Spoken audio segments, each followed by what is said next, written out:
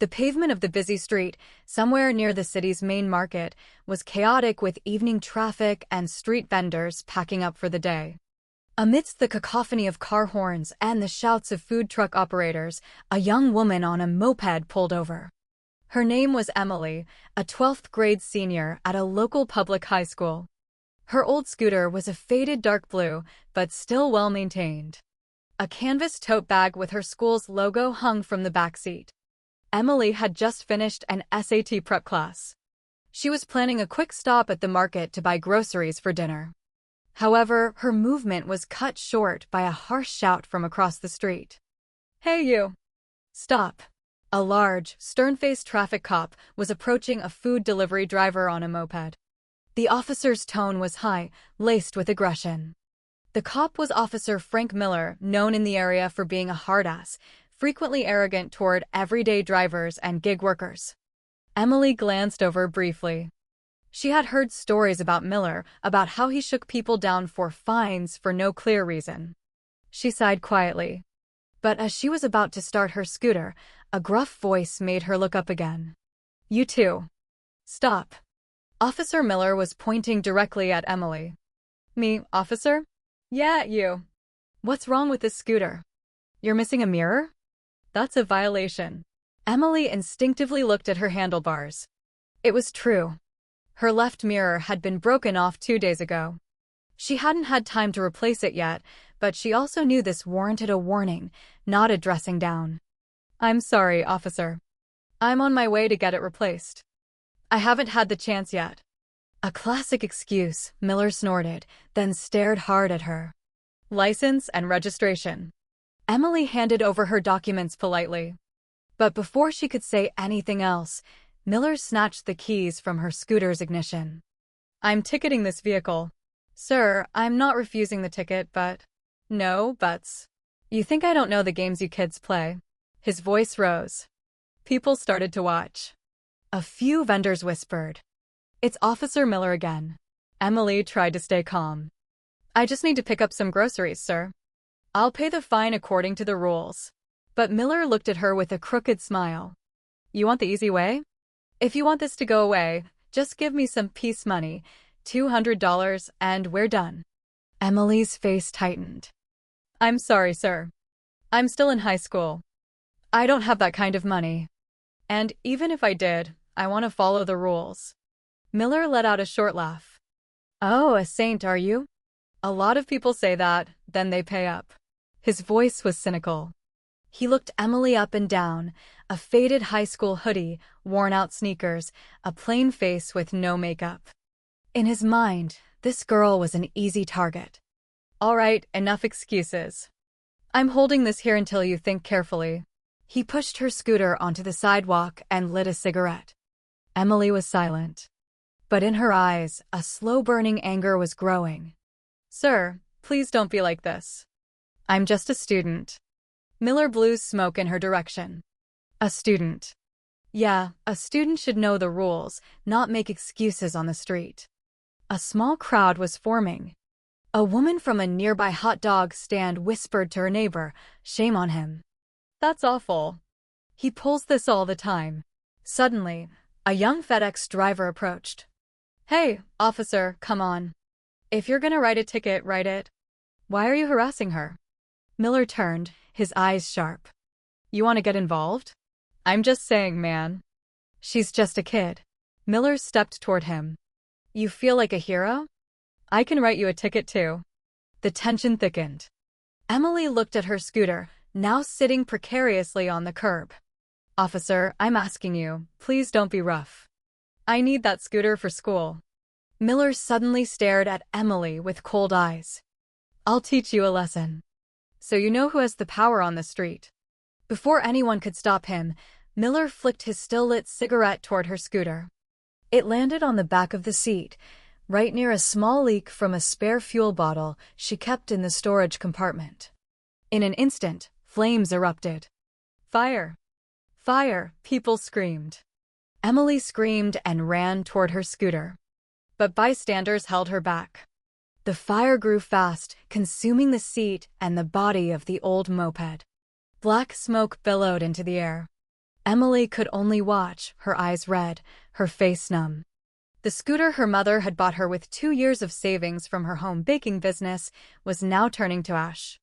Meanwhile, Miller just stood there, hands on his hips. "That'll teach you," he said coldly. The crowd started yelling in anger. "That's too far, officer. Why would you burn a kid's scooter?" But Miller glared at them. "Quiet, all of you. This is police business." Emily slowly turned to look at him. Tears streamed down her face, but her voice was flat. "You think I'm just some high school girl, don't you?" Miller sneered. "Aren't you?" Emily looked him straight in the eye. "You just destroyed the one thing my mother bought me with her own sweat. And you just made a very big mistake." The scene went quiet. Only the sound of the fire crackling remained. A middle-aged man emerged from the market crowd. He was built solid, with a hard, authoritative face. He wore a leather jacket and cargo pants. The crowd parted for him. "Hey, that's Mr. Davis," one of the vendors whispered. "Emily's father." Miller turned. "Who are you?" The man approached slowly, looking at the burning scooter, then at his daughter, who was crying silently. "I'm her father," he said, his voice level. "Your daughter violated traffic laws. And that's the reason to commit arson?" His tone was calm, but there was something cold and sharp underneath it.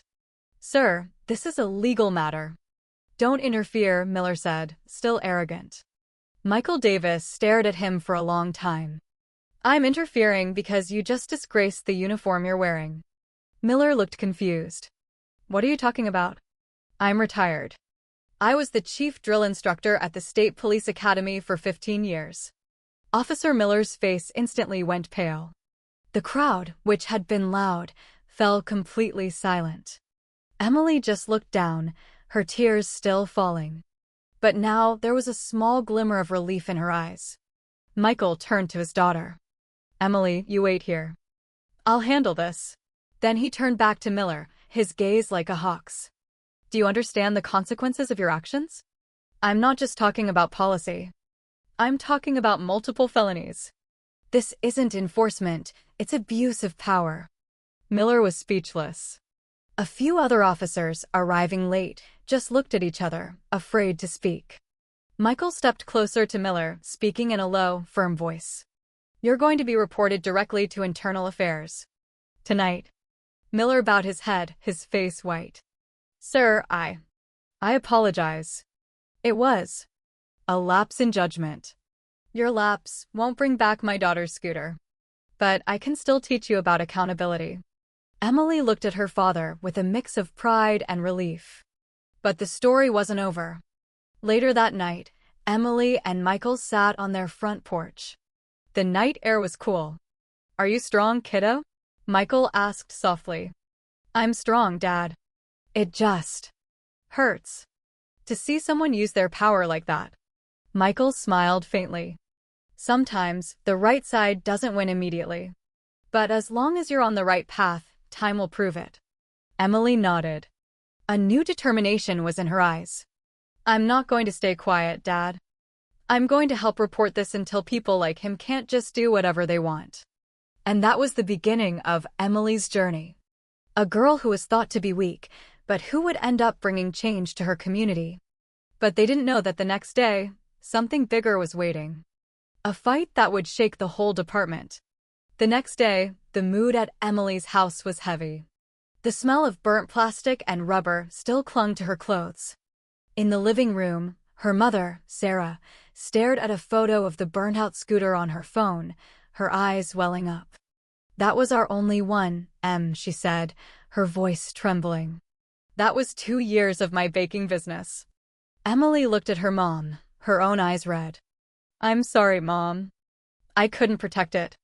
Sarah shook her head, stroking her daughter's hair. "It's not your fault, honey. The fault lies with the man who has no conscience." Michael, just out of his room, carried a manila envelope. He was dressed sharply. His face was calm, but his eyes held a deep anger. "We won't be silent," he said. "I've already collected cell phone videos from 3 bystanders who saw the whole thing. They're all willing to be witnesses." Emily looked at her father, amazed. Really, Dad? Yes. And this afternoon, we're going to the Internal Affairs Bureau. But their journey wasn't easy. As their car passed the market street, a few people watched them from a distance. Two men in plain clothes on motorcycles, wearing dark helmets, started following them. Michael saw them in the rearview mirror. He knew the tactic. Intimidation, and don't look back. Just stay calm. Emily nodded, but she could feel the tension in the air. When they arrived at the IAB downtown, the atmosphere was formal and stern. The sergeant at the front desk recognized Michael. "Good afternoon, Mr. Davis. Here to file a report." "Yes. Regarding an Officer Frank Miller from the Central Traffic Division. Abuse of power and criminal destruction of property." The sergeant nodded and directed them to a waiting area. Emily sat on the bench, her hands trembling slightly. She had never been inside a police station like this. But this time, she wasn't here as a silent victim. Soon, they were called into an interrogation room. Two internal affairs investigators listened seriously. Michael handed over a flash drive with the bystander videos and photos of the burned scooter. "This is the visual evidence," he said firmly. "And here are the names of the 3 witnesses ready to give sworn statements." One of the investigators, Detective Reynolds, watched the footage on his laptop. His face hardened. "This is a severe violation, Mr. Davis. He didn't just break code of conduct, he committed a felony." Emily found the courage to speak. "Sir, I just want justice. I don't want people like him hurting anyone else." Reynolds looked at her and smiled slightly.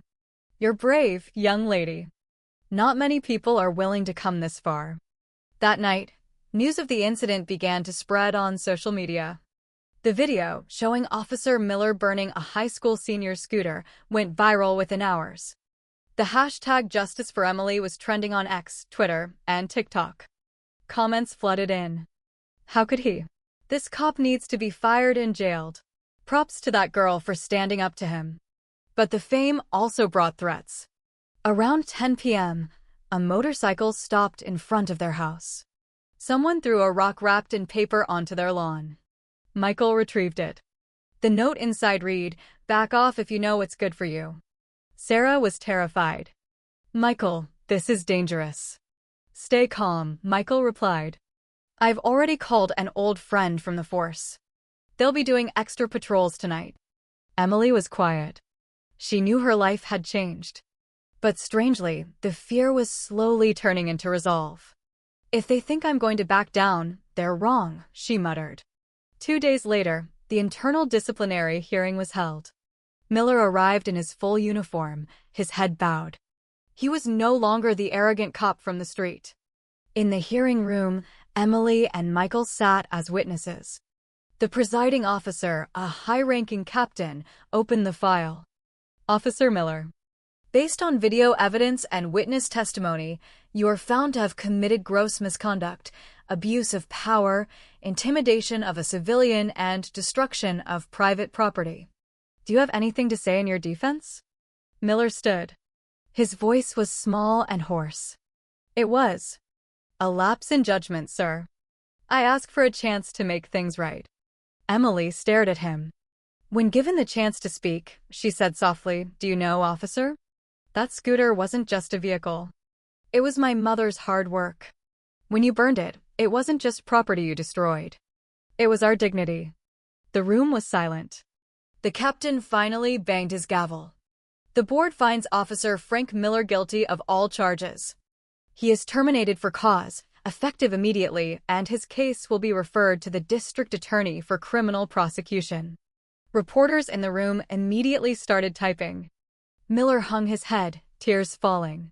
But for Emily, it wasn't a victory, it was justice.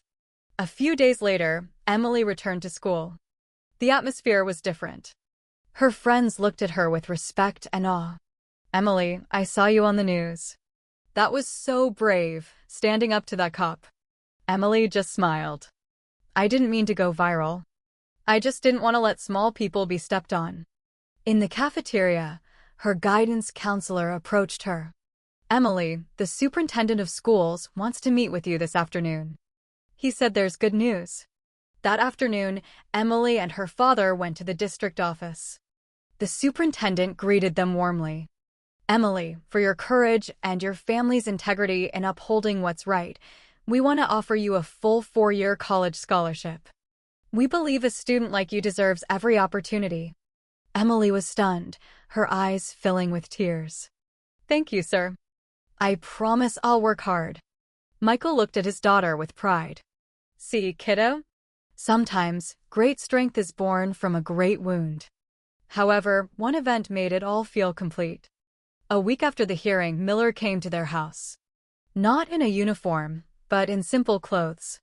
He was holding a small peace offering, a box of pastries, and a letter. Emily and her father greeted him warily. I came to apologize, he said, his voice low. I lost everything. My job, my pension. But I probably deserve it. Emily looked at him for a long time. I've already forgiven you, sir. But I hope that after this, you know what it feels like to be small and powerless. Miller nodded slowly. Tears fell. Thank you, kid. You're stronger than I ever was. After he left, Emily looked at the evening sky.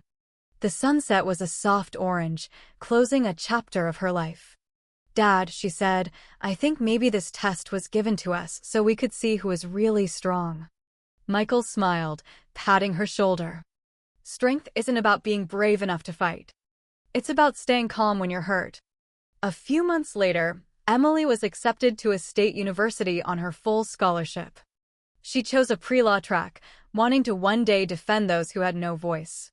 During her scholarship interview, a professor asked, "Why did you choose law, Emily?" She smiled calmly. Because I've seen firsthand how the law can be used to oppress people. I don't want that to happen anymore. That interview also went viral. And Emily's name was finally known not as a victim, but for her courage and conviction. The last night before she left for college, Emily sat on the porch, looking at the charred frame of her old scooter, which her father had kept in the corner of the yard. She stared at it, then smiled. I used to cry because this scooter was burned. Now, I'm grateful. Because that's where everything changed. The night breeze was gentle. Then she heard Michael's voice from inside. Let's eat. Your mom made that pot roast you love. Coming, Dad, she replied, laughing. Emily looked up at the darkening sky. In her heart, she held a strong belief that the truth, in the end, always finds its way. The story of Emily became an inspiration. Her name was mentioned in seminars about courage against injustice. Her video was reshared with the caption, "Never underestimate a high school girl who knows her rights." It had been almost 6 months since the incident. Emily Davis's name was still mentioned on social media. She sometimes appeared on local news or at youth-focused seminars. But behind the spotlight, Emily felt her life was no longer the same. At school, some friends respected her, but others were cynical. She must love being famous, someone whispered. She's basically a TikTok influencer now. Emily pretended not to hear, but it stung. She hadn't sought fame. She just wanted justice. One afternoon, she was walking home alone, taking a shortcut near the railroad tracks. The wind smelled of dust and dry leaves. Suddenly, a motorcycle stopped in front of her. 2 men in dark hoodies got off. You Emily? Yes. What's this about? Without a word, one of them grabbed her backpack violently. Emily fell to the ground. Hey, let go, she yelled. But as one of them tried to hit her, a loud voice came from the distance. Stop. A young man ran toward them. Rico, a classmate who had quietly admired Emily for a long time. He kicked one of the assailants and managed to grab Emily's backpack. The attackers fled on their motorcycle. Are you okay? A few scrapes. But I'm fine. Rico helped Emily up, both of them breathing heavily. Those guys didn't seem like normal robbers, Rico said. It felt like they were targeting you. Emily was silent. She knew that even though Miller was fired, there were still people who were unhappy with her courage. Maybe this is part of the price I have to pay, she said softly. A few days later, Emily officially graduated from high school with high honors. At the ceremony, the principal called her name to receive a special award for courage and moral integrity. Applause echoed in the auditorium. Emily walked onto the stage, accepting the plaque with teary eyes. In the crowd, she saw her mom and dad standing in the back, smiling with pride. After starting college in Los Angeles, Emily immediately joined the university's legal aid clinic, where law students helped low-income communities. There, she met her mentor, Professor Elena Hayes, a veteran civil rights attorney. "I know who you are, Emily," Professor Hayes said with a warm smile. "Your story inspired a lot of people." "Thank you, Professor. But I still have a lot to learn." "Good. Because courage without knowledge is dangerous. But courage with knowledge, that is true power." Those words stuck with Emily. Months went by, and Emily began working on cases. One was for a Mr. Henderson, a vegetable vendor from Boyle Heights accused of stealing electricity by the utility company. Emily and the student team visited his small apartment. "Please, miss, I don't understand this letter," he said. Emily read the notice quickly. "This notice is legally deficient. There's no official signature. This is an intimidation tactic." That night, Emily wrote a full report and sent it to the utilities legal department and the state regulator. A few days later, the case was dropped and Mr. Henderson's service was cleared. The news didn't go viral like her old case, but for Emily, it meant far more. "It feels different, Professor," she told Elena Hayes. "Before, I was fighting because I was a victim. Now, I'm fighting because I know so many people aren't as strong as I was. And that," Professor Hayes said gently, "is proof that you've grown into a real advocate." But life wasn't always smooth. One night, Emily received a call from an unknown number. "Emily Davis?" "Yes." "Who is this? If you keep sticking your nose in other people's legal business, you're going to regret it. The world isn't as clean as you think." The line went dead. Emily stared at her phone. Her hand trembled slightly, but her face remained calm. She looked at a photo of her family on her desk and whispered, "I'm not backing down." A few weeks later, she was invited to be a keynote speaker at a campus event, Law and Morality for the Next Generation. On stage, she wore a simple blazer. "I used to be an ordinary student," she began. "I thought the law was just for adults. Until one day, I saw how someone could use the law to oppress, not protect. But I learned that the law is only as strong as the people willing to enforce it with a clean heart. If we don't fight injustice, who will?" The room was silent. After the event, media outlets covered her speech. Emily went viral again, but this time, not as a victim, but as a leader. One night on campus, Rico met her after a late clinic meeting. You're incredible," he said, smiling. "But I'm also worried. The legal world is tough." Emily laughed softly. "I know. But I'm not alone. I have people who believe in the truth." "Including me," Rico said quietly. Since that day, Rico often accompanied Emily to her advocacy events. Their relationship grew, built not just on affection, but on a shared fight. A year passed. Emily became known in young legal circles. She began writing op-eds for national outlets about police ethics and social justice. Her most read article was titled, "Justice Doesn't Need a Badge, It Needs Guts." Shortly after, she received an official letter from LAPD headquarters. "We would like to invite Ms. Emily Davis as a guest speaker for our National Police Ethics Training Seminar." Emily was speechless. "Dad," she said, "I've been invited to speak at LAPD." Michael looked at her for a long time, then smiled. "See, kiddo? Once, you fought injustice on the street. Now, you're going to teach them what justice means." On the day of the training, Emily stood before dozens of new police recruits. "I'm not here to blame," she said calmly. "I'm here to remind you. You wear that uniform not to intimidate, but to protect. Because every small action you take can change someone's life. Just like it changed mine." A senior officer approached her afterward. "Thank you, Ms. Davis. You reminded us all what to protect and serve really means.